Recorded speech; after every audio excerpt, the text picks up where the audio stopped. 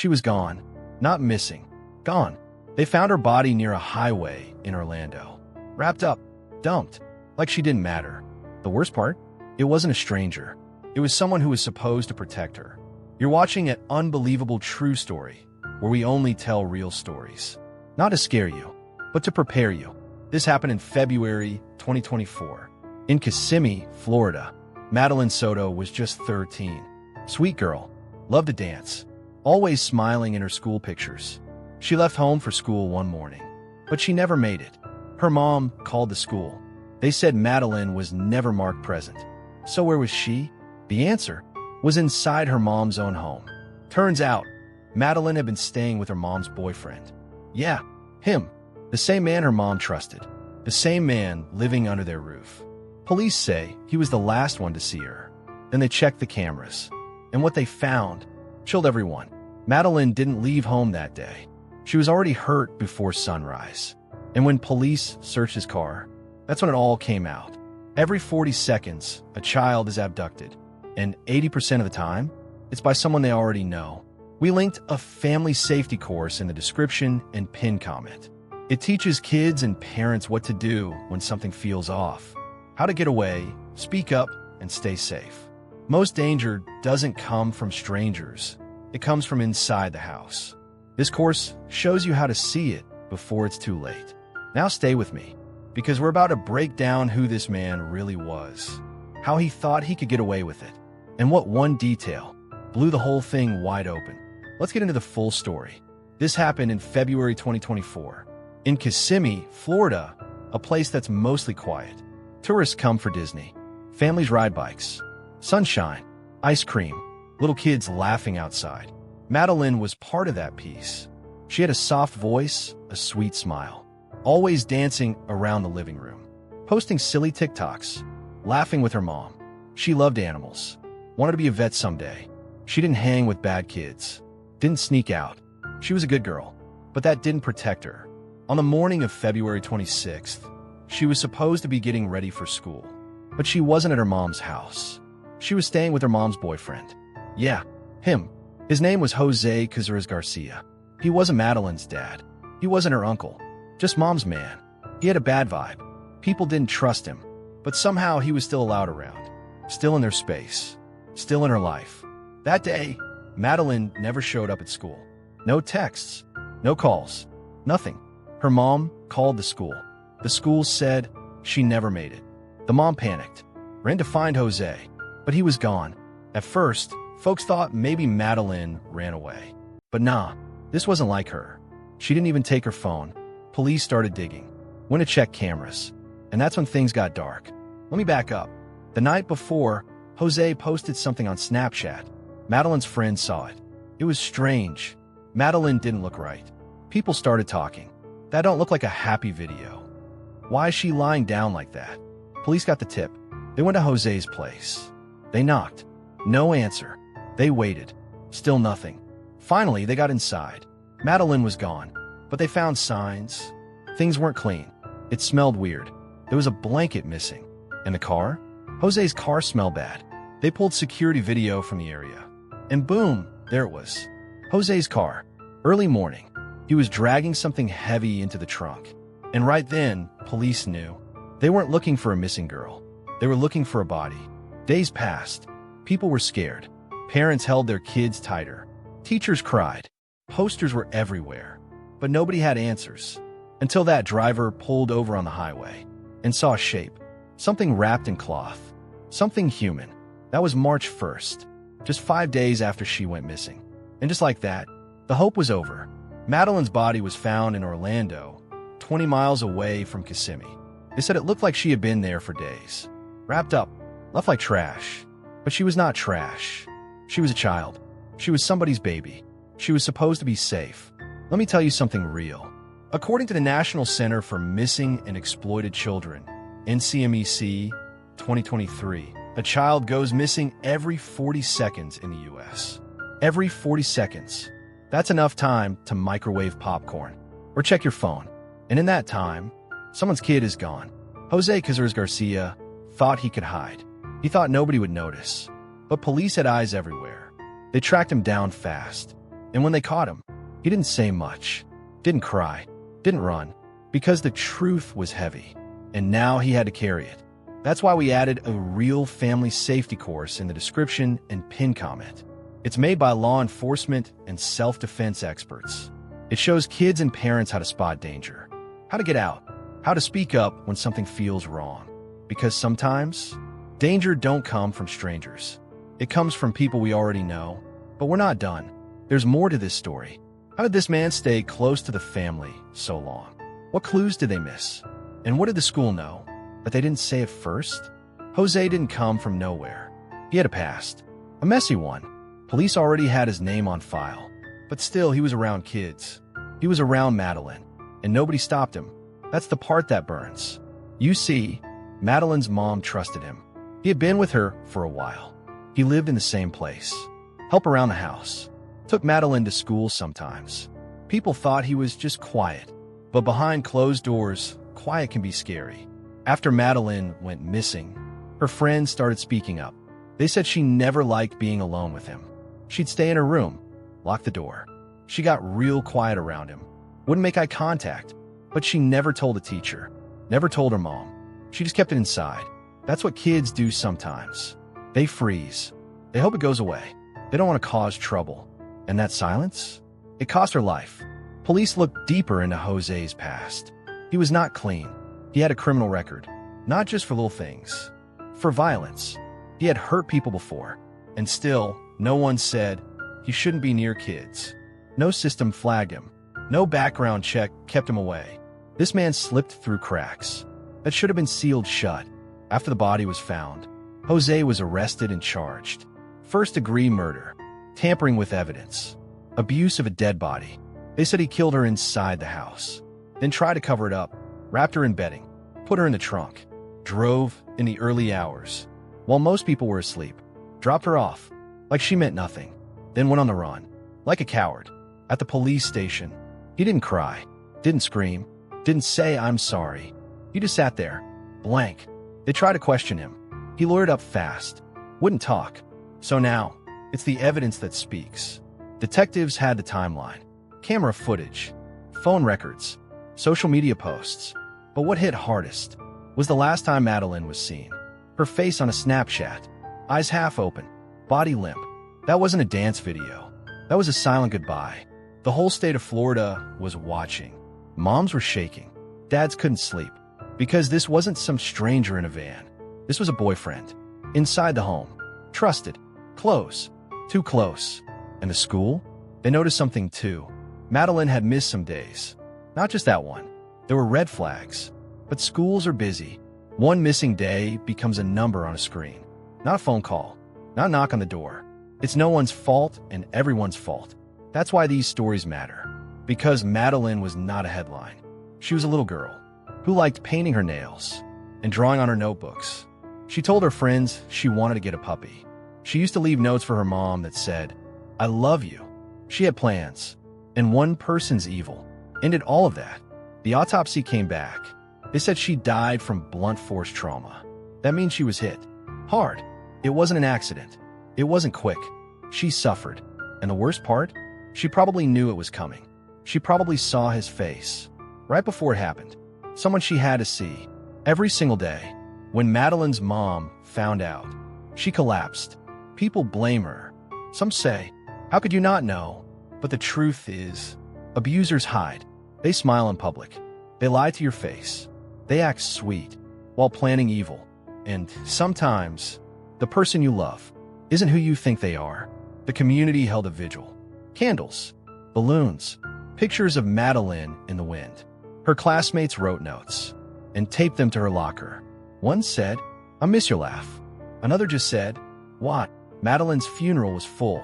So many people, strangers even, folks who had never met her, but cried like she was family, because they knew it could have been their child. Now the trial is coming.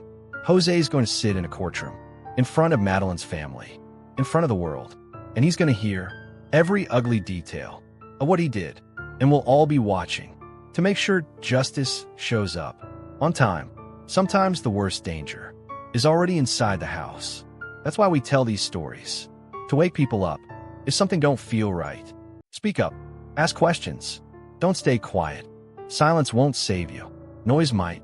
And again, if you've got kids, or you are a kid, there's a free family safety course. In the description and pinned comment, it shows you what to watch for. How to speak up. How to survive. Madeline's mom? She's trying to make sure this never happens again. She's been working with schools, with lawmakers, trying to fix the system that failed her daughter because she doesn't want justice. She wants change.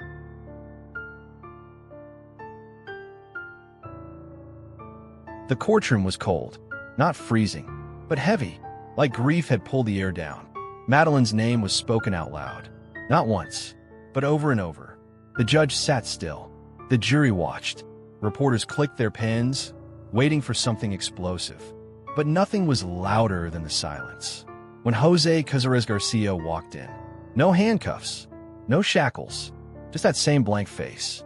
He didn't look at the crowd. He didn't look at Madeline's family. He looked down, like the floor had more to say than he ever did. The prosecutor stood up. She didn't shout. She didn't need to. Her words were sharp, simple, true. She said, "This man ended a child's life. He planned it. He carried it out. And he tried to hide it like it was nothing." She showed the footage. That early morning drive. The blanket. The body. No one in the courtroom could look away. Except Jose. He stared at his hands. Then came the pictures. Madeline's last school photo. Her eyes full of hope. That big goofy smile. A photo of her ballet shoes. Of her messy handwriting on a note to her mom. "Don't forget snack day. I love you." People cried. Even the security guards turned their faces. Her mother took the stand. Her voice cracked, but she kept going. She told them how Madeline used to sing off-key, how she hated broccoli, how she loved rainy days. Then she said, "I let a monster into my house, and I didn't see it until it was too late." The whole room was still. Nobody moved. Because what do you say to a mom who carries that kind of pain? Then Jose's defense tried to talk. They said maybe it was an accident. Maybe he panicked.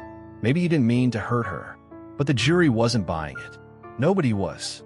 You don't wrap someone in a blanket and drive 20 miles to dump them. If it was a mistake, you do that when you don't want anyone to know what you did. The trial lasted only a few days. There wasn't much to argue. The facts were heavy. The evidence was solid. And Madeline's story? It was already written, in blood and silence. When the verdict came in, people held their breath. The judge said it slow, like the words themselves had weight. Guilty of murder, of tampering, of abuse. And just like that, Jose was no longer a free man. But even with the guilty verdict, there was no celebration, because nothing can bring Madeline back. No sentence can fix what was broken. The only thing people wanted now was to make sure it never happened again. That's when schools started changing things. Mandatory background checks for anyone around kids. Hotlines for students to report people who made them uncomfortable. And parents? They started having the hard talks. Not just the stranger danger talk, but the real talk about people you know. People who smile too much. People who try to be alone with you. The danger that hides behind kindness. And let's be real. This stuff is hard to hear. Nobody wants to believe someone they trust could hurt a child. But it happens. Too often. Too fast. And if you wait to talk about it until it's already happened, you're too late. So talk to your kids. Teach them what's safe, what's not. And don't just say, "Tell me anything." Show them you mean it. Because Madeline might have still been here if someone had noticed sooner. According to the CDC 2022, over 80% of sexual abuse cases involve someone the victim already knows. That's not a random number. That's the truth. And it's ugly. But ignoring it won't make it go away. Madeline's story is a warning. But it's also a call. A call to wake up. To protect each other. To listen.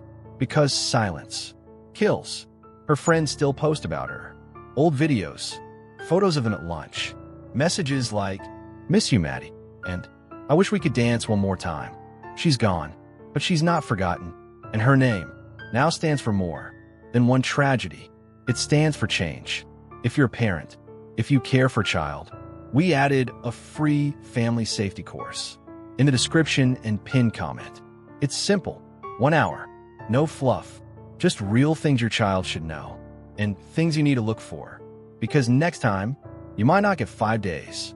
You might not get a second chance. We're not just telling scary stories. We're trying to stop them from becoming your story. Madeline's life mattered. She danced. She loved. She tried. She did nothing wrong. And she paid with everything. The pain doesn't end with the trial. People think once someone's locked up, the story is over. But for families like Madeline's, it's just the beginning. The beginning of birthdays with an empty chair, of Christmas mornings without her voice, of dreams that never come true. Her mom wakes up every day and sees her daughter's face. In every hallway, in every mirror, there are no more new pictures, no new school clothes, just memories, stacked like boxes in a room.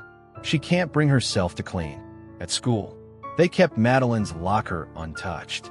For weeks, her books, her notes, her bright pink keychain, still hanging there like she was coming back. The principal walked past it every morning. Teachers left the desk she used empty, and when students passed it, they got quiet, because even if they didn't know what to say, they felt it. The hole, the wrongness, the weight of a classmate who didn't get to grow up. Later, the school created a program in her name, the Madeline Soto Safety Project. It teaches kids how to speak up when they feel unsafe, not just in school, not just with strangers, but anywhere. It's small, but something to help other kids spot the signs she couldn't. Madeline's mom also started meeting with lawmakers, real people with power. She told them straight, the system let my baby down. She showed them the background report, the signs that were missed, the complaints nobody followed up on. She pushed for a new bill, one that would make it harder for anyone with a violent record to be near children, even through relationships. Not a big, flashy law, just one more wall between children and harm. Sometimes justice isn't a loud moment in court. It's slow, it's quiet, it's paperwork and hard talks and people finally listening. And that's what she's doing now. Every meeting, every phone call, she's doing it for Madeline. Now let's talk about the big question. Why didn't Madeline say something? It's easy to ask that, but the truth? A lot of kids stay silent. They don't want to upset anyone. They don't know if they'll be believed. They worry they'll get someone in trouble. And if the person hurting them is close, lives with them, feeds them, it's even harder. They get scared, and that fear becomes a cage. Madeline didn't speak out, not because she didn't want to, but because she didn't know how. That's why talking to kids matters. Not just once, not just when something happens. All the time. Let them know that they're allowed to feel weird about people, that they can say no, that they can come to you with anything. And if they do, believe them. Believe them the first time. We've said it before, but it's worth saying again. Most abuse doesn't come from strangers. It comes from people already inside your life. Smiling, helping, pretending. According to RAINN 2023, 93% of child sexual abuse victims know their abuser. That number isn't just high, it's terrifying, and it's real. Madeline never got the chance to grow into the strong, loud woman she might have been, but we can honor her by making sure other kids do, by paying attention, by not brushing off gut feelings, by checking in, even when things seem fine, because sometimes trouble hides behind normal. You might be thinking, this couldn't happen to my family, but that's what everyone thinks. Until it does. Until you're the one checking your phone at 2 a.m., hoping for good news. Until you're the one hearing those words. She never made it. That's why we put the family safety course in the description and pinned comment. It's not about fear. It's about being ready, being smart, knowing what to do. If your child says something feels wrong, it takes 1 hour. 1 hour. That might save a life. As for Jose, he'll sit in a prison cell for the rest of his life. But don't mistake that for closure. There's no fixing this. No going back. No undo button. What's left now is to protect the next Madeline, to stop the next Jose before he ever gets the chance. People ask, what can I do? Here's the answer. Talk. Listen. Believe. Look at the people around your kids. Pay attention to their behavior, their moods, their sudden silence. Trust your gut, even if it feels uncomfortable, even if it means asking hard questions. because staying quiet is what danger hopes you'll do. Madeline deserved more than this. She deserved dances, and high school, and her first heartbreak, and college visits, and maybe one day, a little girl of her own who looked just like her. But that was stolen, and now it's on us to make sure no one else gets robbed like that. Next time, we're taking you to a quiet town in the Midwest, where a birthday party ended with flashing lights and a locked basement door that hadn't been opened in years. Don't look away. This is real, and it could happen to anyone. Let's keep going. When the crowds left the courtroom and the news cameras turned off, Madeline's story didn't stop. Her family went home, to a house that didn't feel like home anymore. Her mom opened the door, and everything looked the same, but everything had changed. The couch where Madeline used to lay, the table where she did her homework, even her toothbrush in the bathroom, all still there, all still frozen in time. There were nights when her mom would wake up and call out her name, just out of habit. Sometimes she'd walk to Madeline's room and stand in the doorway, waiting for a sound. That never came. That's what grief does. It doesn't yell. It whispers everywhere. But this isn't just about sorrow. It's about the lesson. The police said they did what they could. They followed leads, checked cameras, gathered the evidence. But let's be real. None of that brought Madeline back. What might have saved her was prevention, not reaction. And that's the part that haunts. We gotta stop waiting until things fall apart before we act. If a kid is showing signs, pulling back, getting quiet, acting different, that's not just growing up. That could be a warning. And the quicker you listen, the better your chance of stopping something bad before it starts. Her teachers remembered her as a bright light, always the first to raise her hand, the kind of student who hugged her friends and stayed late to help others with homework. One of them said she never wanted anyone to feel left out. She noticed kids that nobody else noticed. Now her face is printed on school folders and safety posters, not because she wanted fame, but because her life left a mark that people can't ignore. The town of Kissimmee changed after Madeline's death. People got nervous. Families stopped leaving their kids with people they barely knew. New rules came to schools. Visitors had to scan in. All adults near students were logged and cleared. Some people got mad, said it was too much, but others knew nothing is too much when you're talking about a child's life. Her story also reached the governor's desk. A group of parents, not just Madeline's, went up to the state capitol with a petition. They asked for better tracking of adults who live with children, even if they're just boyfriends or girlfriends. Not a full background check, just a red flag system, a way to raise the alarm before things go too far. One lawmaker said, this wouldn't have saved Madeline, but it might save someone else. And that's enough to fight for. There's something else that came out. After the trial, Jose had posted online, months before Madeline's death. Weird stuff, cryptic messages, dark images. Nobody reported it. Nobody thought it meant anything. But looking back, the signs were there. It's hard to believe when people are capable of this. But the truth is, evil rarely shows up wearing a mask. Sometimes it's quiet, sometimes it's charming, and sometimes it smiles while doing harm. A family friend said this: if you get a bad feeling about someone, trust it. Don't wait for proof. Don't wait for things to get worse.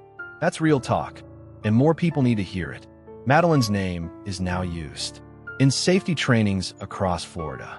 They tell her story to teachers, counselors, school staff, not to scare them, but to wake them up, to remind them that kids don't always ask for help. Sometimes you've got to see the silence and ask the hard questions. You might think this is just one story, but it's not. It's one of many. There are more children who never get found, more who are never believed, more who never get justice, and they don't make the news. Their names aren't trending, but they matter, just like Madeline did. This isn't about fear. It's about action. We can't change what happened, but we can change how we move forward, how we teach our kids, how we protect them, how we hold people accountable before things turn deadly. If this story made your stomach turn, good. That means you still care. It means your heart still works. Now do something with that. Start the talk. Ask questions. Get educated. It's not too late. For the next child, And if you're looking for real tools, not just talk, remember, there's a family safety course waiting in the description and pinned comment. It's free, it's fast, it's made by real experts. You don't need a gym, you don't need a black belt, you just need to care enough to learn what to do before it's too late. Madeline should still be here, laughing, learning, living. She didn't get that, but maybe because of her, someone else will.